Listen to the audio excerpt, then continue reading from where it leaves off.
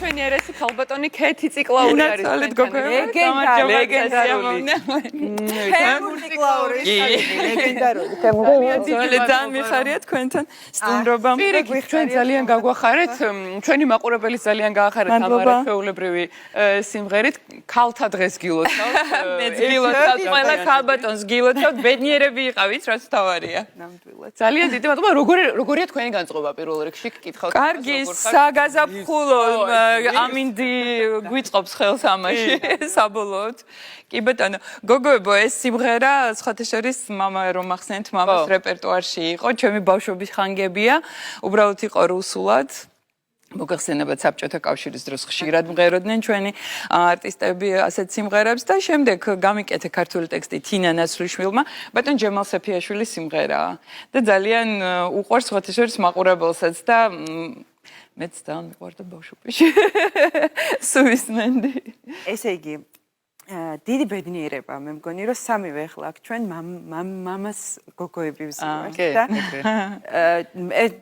ნამდვილად დიდი ბედნიერება. თქვენთვის მხოლოდ მამა იყო, არ ვიცი, მოვლენას. მარტო ჩემი არის. უდიდესი. მხოლოდ ჩემი არის. ლეგენდარული თემურ ციკლაური ნამდვილად არწივი საქართველოს. კი, გინაცვალ. ძალიან დიდი ბედნიერებაა და შემდგომში ძალიან დიდი ტკივილი ემედია რომ თქვენ დიდხანს სიცოცხლეს უსურვებთ თქვენ მშობლებს, რა თქმა უნდა. მე მგონი მამა ჩემი და მამა თქვენი ერთად არიან ახლა იქ მე მგონი. უი, რას ლაპარაკობ. არა, თავარი ეხა რა არის ეს? აი თქვენი და მამას ურთიერთობა. აი როგორი იყო 8 მარტს. თემური როგორც მამა იყო, არ ვიცი, რაც კი შეიძლება ზეხარისხში მოყვეთ და ვთქვათ, ყველაფერი აბსოლუტურად და ქალების მიმართ საერთოდ ძალიან ყურადღებიანი და გალანტური იყო მხოლოდ ოჯახის წევრების და ნათესავების მიმართ, არა, ჩვეულებრივად არც მაღაზიაში ან სადმე, არ ვიცი, ქუჩაში, სალონში რო შევიდო და დღესაც კი იხსენებენ ქალბატონები, როგორი იყო თბილი, ყურადღებიანი, მხიარული. სულ შედიოდა ყვავილებით, არ ვიცი, ბანერკებს ყიდულობდა. ძალიან უყვარდა აი ამ სითბოს გაცემა, სიყვარულის გამოხატვა. მხოლოდ არ იგულისხმებოდა, რომ უყვარს ის აკეთებდა. გულით და აკეთებდა ამას, დიახ, რაღაც ნაბიჯებს აუცილებლად აკეთებდა. და ჩვენს მიმართაც, რა თქმა უნდა, თქვენ წარმოიდგინეთ თუ ესე იყო სხვაგან, მით უმეტეს, რა თქმა უნდა, სულ ყვავილებში ქონდა სახლი, არ არსებობდა. სხვათა შორის არ იყო აუცილებელი 8 მარტიან, 3 მარტიან რაღაცა, აი ესეთი დღესასწაული ყოველთვის მოქონდა ყვავილი. მიზეზი ასწრებოდა. არა. ნამდვილად იმ იშვიათ კატეგორიას მიეკუთვნებოდა კაცების, ნამდვილად იშვიათია და მეთანხმეთ. ნამდვილად. რომელიც აი განსაკუთრებით ყვავილებით და ესეთი ყურადღებით გამოხატავდა თავს. კი, რა თქმა უნდა. უხაროდა მის შემოქმედებაში წაისახებდა ბოდიში რო კი, სხვათა შორის მართალი ბრძანდებით. ამ წარმომადგენელი მუსიკასთან ახლობი ადამიანი უფრო მეტად თქვათ, ვიდრე სხვა. მე. არა, სადაც რო არ არა, კაცურას. ძალიან აისახებოდა მისი ადამიანობა სცენაზე. სცენა ყოველთვის აშიშვლებს ადამიანს. აშიშვლებს, ნამდვილად. ვერაფერს ვერ დამალავ. დიდებული ადამიანი იყო, ნამდვილად. მადლობა, საყორო, მეც ესე ვთქვი. ნამდვილად, აი, საერთოდ მშობლისგან, დედისგანაც დედები, რა თქმა უნდა, არაფრით არ უნდა დავჩაგვროთ, მაგრამ მშობლისგან ან პიროვნებას ეტყობა, მას როგორი მშობლები ჰყავს თითქოს, მაგრამ მამა აი გოგოსთვის მაინც განსაკუთრებულად სხვანაირად სამაგალითო. აი მე მამა ჩემისგან, დედა ჩემისგანაც რა თქმა უნდა ის მას არ გამორიცხავს, მაგრამ მამისგან ძალიან განსაკუთრებულ, აი შეიძლება მესიჯები მოვიდეს ისეთი მამა, მესიჯები არ გულისხმობ მესიჯს, არამედ განწყობი, რაღაცა შეიძლება გაკვეთილი იყოს ეს შენი ცხოვრებისეული და სულ კი ბატონო. აი რა იყო ესეთი გაკვეთილი, ან აი მე რჩევა ან თქვენი საუბრები, რაც ყოველთვის დაგამახსოვრდათ და რაღაც ძალიან დიდი გასწავლა ცხოვრებაში, ან შეიძლება 360 გრადუსით შეცვალა და შემოატრიალა ის როგორც უყურებდით რაღაც სხვადასხვა საკითხებს. ნუ მე პირველ რიგში მინდა ვთქვა, რომ ალბათ აი ჩემი განსაკუთრებული დამოკიდებულება მშობლების მიმართ და კონკრეტულად მამას მიმართაც იმითი არის განპირობებული, რომ მთელი ბავშვობა მათ მონატრებაში გავატარე.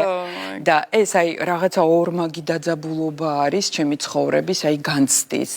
თუ მე ვხვდები, რომ ყველას უყვარს თავის მშობლები, მაგრამ მე მგონია, რომ მე აი ორმაგად მეტად მიყვარს.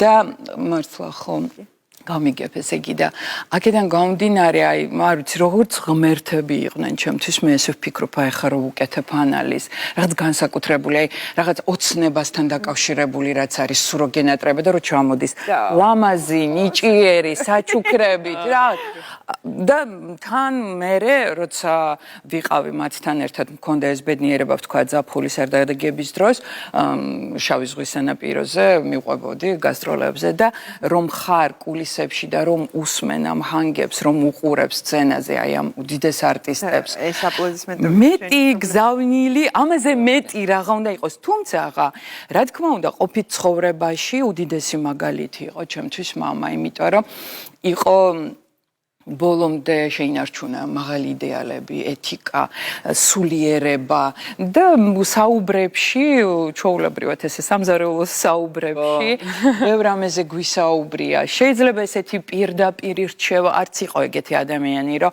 რაღაცა პირდაპირ მიუთითებინა, ან შეიძლება იშვიათი რაღაც გამონაკლისები იყო, რომელსაც ახლა ვერ ვიხსენებ. მაგრამ აი ამ საუბრებში, რაც იყო თემურისგან, რაც მოდიოდა მისი მსოფლმხედველობა, მისი დამოკიდებულება მისი ენერგეტიკა ყველაფერს რა თქმა უნდა ძველი კადრები გადის ახლა და ნახე როგორი ის არის როგორი ახალგაზრდები და ლამაზი ზუსტად ახლა კი ბატონო აქ ვარ ალბათ 4 წლის ეს არის 74 წელი როდესაც მიდიოდნენ დიდ ტურნეში სამხრეთ ამერიკაში და ეს კონცერტი არის გადაღებული მოსკოვში და მსხვერპლით ძალიან დიდი ხანი ვეძებდით არ იყო წვდომა ამ კადრების ამ კადრებთან და სადღაც მე მგონი 2 წლის წინ ხელში ჩავიგდეთ და საოცრება იყო, იმიტომ რომ დედამაც პირველად ნახა იმის მერე რაც ჩაწერეს, აი და ისეთი უცნაური იყო იმისთვის თითქოს ესე გადაისროლა ამ კადრებმა იმ დროში, კი.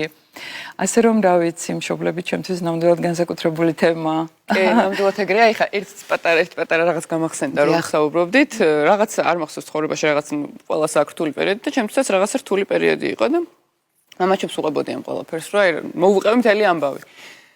და ერთი რაღაც მითხრა, ერთი ფრაზა, რომ აი სოლომონის ბეჭდის ამბავი. ესეც გაივლის და აი სულ რატომღაც, როდესაც რაღაც რთული პერიოდია ცხოვრებაში, აი ეგ მამა ჩემის სიტყვები მახსენდა, მამა ჩემს სიტყვები არა იყო. არა სოლომონის, არამედ მამას სიტყვები. კი, ამას აქვს ძალიან ჩემთვის, აი თითქოს სულ მახსენდება პირველი ეგ, აი თქვენ თვისაც ხომ არ არის ესეთი რაც ესეთი კონკრეტული არა, მაგრამ მართალი ბრძანდებით აი ეს რაღაცა ზოგად საკაცობრიო რაღაცა სიბრძნე ახლოს იყო თემურისთან, იმიტომ რომ ძალიან ისეთი სულიერი და რელიგიური ადამიანი იყო და ხშირად საუბრობდით რაღაც ასეთ თემებზე და ვთქვათ აი ესეთი რაღაცა ცნობილი ფრაზა მისი პირით ჩემთვის ნათქვამი ნამდვილად სხვანაირად მეც რა თქმა უნდა მესმის ეს იმიტომ რომ კი შენთვის საყვარელი ადამიანისგან როდესაც გესმის ეგეთი რაღაცა თითქოს ცნობილი იმედი გაქვს თითქოს სხვანაირი იმედი რადგანაც ისიც იზიარებს ამას ესე იგი შენთვისაც მისაღებია ესე გამოდის და რა ვიცი ახლა ესე ვერ ვიხსენებ მაგრამ ნუ ნამდვილად როგორც პიროვნება ჩამომაყალიბა ჩემმა მშობლებმა ან მათმა ჩემთან ყოფნამ ან არ ყოფნამ ყველაფერმა ერთად კი ბატონო კი ახლა ასეთ შეკითხვა ესეთი მშობლების შვილი თემურის შვილი ხო როგორი პასუხისმგებლობა და რამდენად რთულია თუ რა არის აი ამისი ატარება ღირსეულად რა თქმა უნდა რთულია მარიამ მე ვფიქრობ ნებისმიერი პასუხისმგებლობა რთულია ანუ აზრი როგორც ესეთი თუ გაგაჩნია ადამიანს უკვე რაღაცა ტვირთია ხო სატარებელი როცა საერთოდ არ გაგაჩნია აზრები წუბუკია და თავისუფალია ცხოვრება კარგია გრიალით კი ბატონო და რა თქმა უნდა ტვირთია რა თქმა უნდა უდიდესი პასუხისმგებლობაა და მინდა გითხრათ რომ ესეც ოჯახიდან მოდის ეს არა მხოლოდ ჩემი თვისება არამედ ესე გამზარდეს და მათი მაგალითი იყო იმიტომ რომ ძალიან ძვირფასი იყო მათთვის ხალხის სიყვარული და ხალხის პატივისცემა, იმიტომ რომ თვითონ ესე იყვნენ დამოკიდებულები ხალხის მიმართ. და ეს აი რაღაცნაირი უკავშირი, არ ვიცი რომელია პირველადი იმპულსი ხალხისგან თუ მათგან. შეიძლება საერთოდ ზევიდან მოდის ეს. უბრალოდ თუ ვთქვათ არტისტი ამას არ გაცემს, შესაძლოა მე ხალხისგან ნაკლები იყოს ან პირიქით, ხო?